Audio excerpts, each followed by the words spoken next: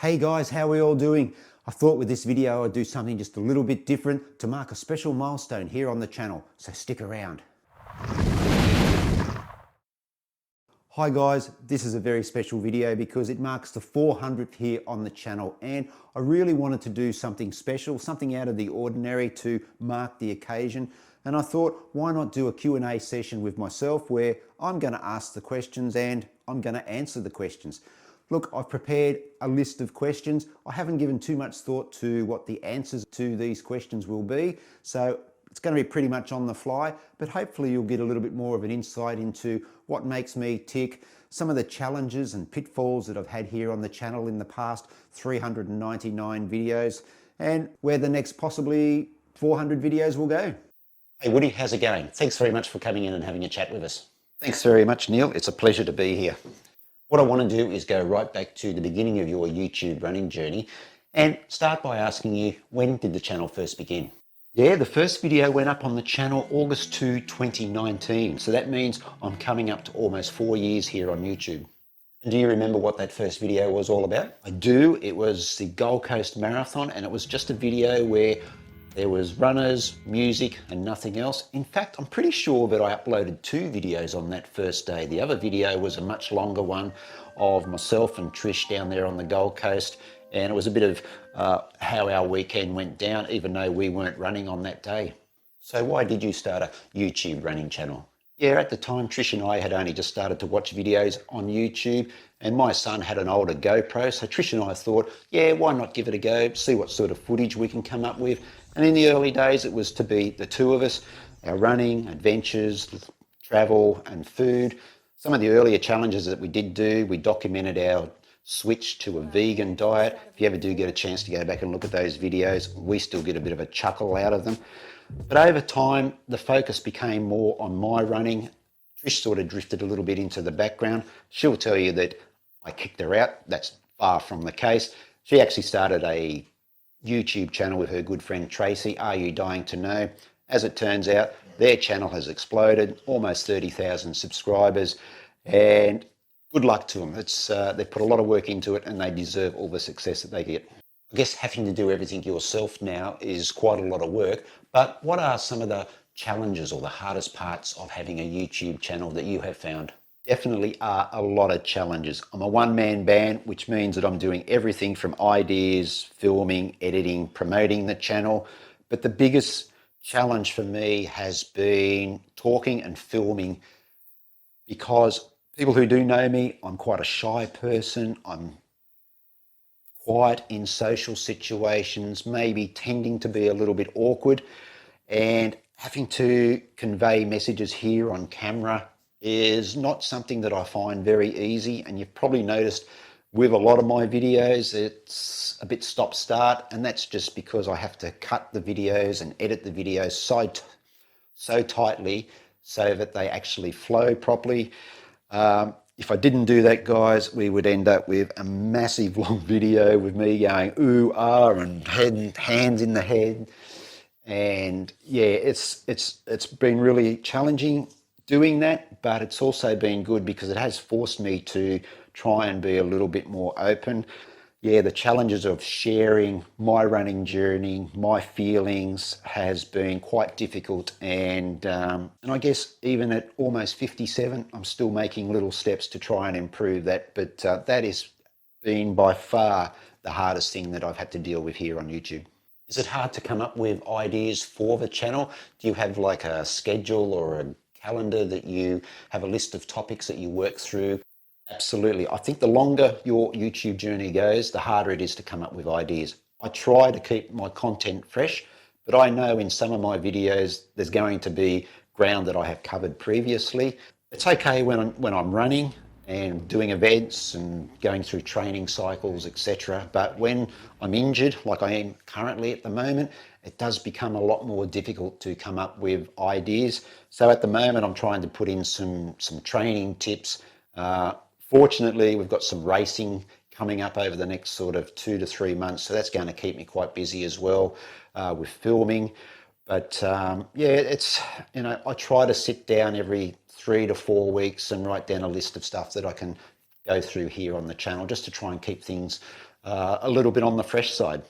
Now, you have said in a lot of your videos that you appreciate the time that people take to make comments to your videos.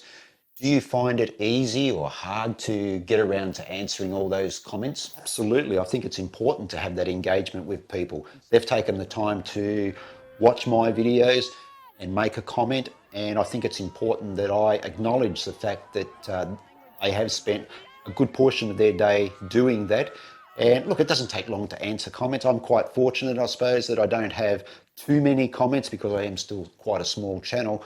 But at the end of the day, I do like to try and answer everybody's comment. What is the best thing about making videos and having a YouTube channel? Yeah, look, I think I'll answer the second part of that question first. And having a YouTube channel is, for me, is a great way of connecting with family and friends who live quite a distance away from Brisbane. Just keeps them up to date with what I'm doing, especially with my running.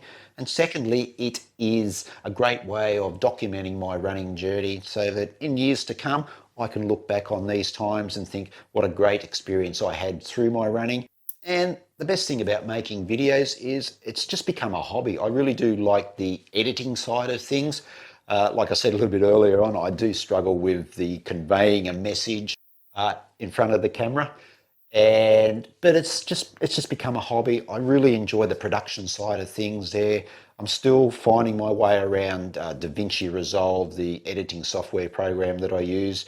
But yeah, I guess it's a hobby. It's a bit of a release from everyday life. What videos do you really enjoy making?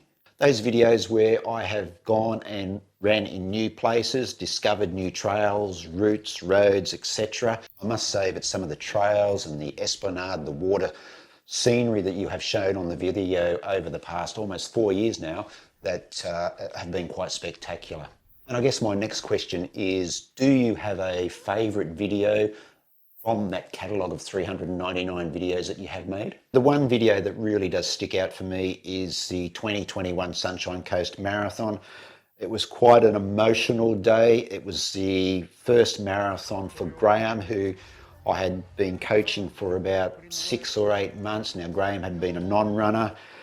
He took up running when one of our good friends, Nick, died suddenly out on a run, and he was running that marathon that year with an entry that Nick had held. And I was quite fortunate enough to follow Graham's journey right through to marathon day and filming him running down the finishing chute and just seeing the outpouring of emotion as he crossed the finish line is something that I'm always going to be very thankful that I was able to share on that day, and something that I will always stick out as probably the number one most important video I think I've made on the channel. Yeah, I have to agree, that was a pretty special video. I guess the flip side to all that good is, has there been any lowlights or any disappointments on the channel? Look, I don't call them lowlights, but the times that I have been injured, and it seems to have been a hell of a lot of times that I have been injured over the past 4 years as part of this YouTube journey, but they're the most difficult. I think they're the most difficult videos to make, when you've got to stand in front of the camera and go, I'm injured again, guys. It's how you deal with those injuries and how you bounce back from those injuries. Look, having an injury, having a niggle is all part and parcel of being a runner, and you just got to sometimes roll with the punches. But I don't really think that I've had a really bad experience with YouTube yet. I think I've been pretty lucky up until this stage. So fingers crossed that that keeps happening. So what keeps you going to make videos? Yeah, good question. Look, I'm almost 57, but look, I just enjoy making the videos. I enjoy running. I enjoy just sharing my running journey with, as I said earlier on, family and friends, but also everybody else who's come on board and has followed along with my running journey. It means a hell of a lot to me. Running's for all ages, so I don't see why I should stop making videos just because I'm turning 57 or getting closer to 60. I'm sure I've still got some great running journeys ahead of me, so I just want to keep documenting those, and I'm enjoying it. So why stop something that you enjoy? Why stop doing something that you enjoy doing? So that's going to keep me going. Getting away from the channel just for a moment, What reaction have you received from runners at events that you've been to, or park run, or just when you've been out running? Look, one word, positive. I get so much support from runners at park run, races, training. Look, I even had somebody come up to me in a shop one day and just thank me for making the videos.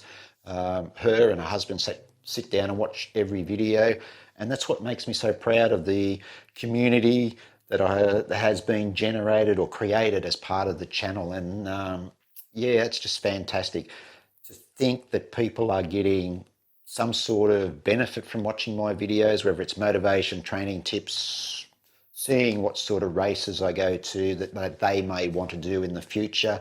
Yeah, it's just fantastic, and it's quite humbling, and I can't stress how appreciative I am that people do take the time to watch my videos, and also make the time to come up and say g'day to me at events, park runs. So yeah, long may that continue. Okay, just a couple more questions now, Woody, and we'll wrap this up. What is the future of the channel? Yeah, look, I guess I'm like most YouTubers. I want to see my channel continue to grow. Look, I'm not somebody who pays a lot of attention to my channel's analytics. I know a lot of YouTubers do. Having said that, I did have a look at one analytic a few days ago and was quite surprised that 3/4 of the people who watch my videos are not subscribers to the channel. So that's going to be one of my aims going forward, is to just try and even that ledger up a little bit, try and get some of those non-subscribers to hit that subscribe button. The future of the channel, I'm just going to keep on doing what I've been doing for the last 4 years. Hopefully I can keep things fresh. Hopefully I can get to some new events. Hopefully I can get back to running when this knee settles down a little bit. But yeah, I just want to keep doing what I'm doing, keep on motivating people, keep on encouraging people to get out the door and start running, keep running, push their boundaries, reach their goals. And finally, now after 400 videos and almost 4 years, how much longer can you keep going? How long can I keep going? Well, I've done 4 years and 400 videos. Let's keep going for the next 4 years and 400 more videos.